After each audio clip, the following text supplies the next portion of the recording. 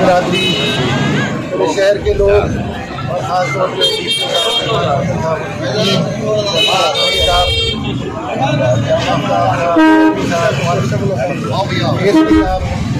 अहमद रजा माजरत के साथ DPO साहब जिंदाबाद। मेरे बच्चों की बात अहमद रजा ने मुझसे कराई। अहमद रजा ने मेरे बच्चों की व्हाट्सएप कॉल कराई। अहमद रजा और DPO साहब जो है वो पुलिस की जाने से कहा जा रहा है कि बाजियाब हो गए हैं। अहमद रजा SI सवाल आई है।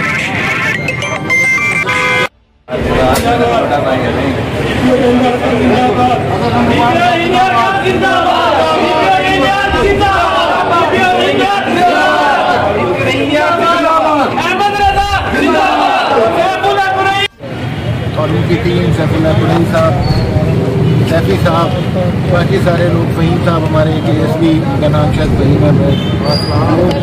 डॉक्टर साहब आपकी बात हुई है बच्चों से? वीडियो कॉल हुई है 4 बजे तक। DSP ASP साहब, DSP साहब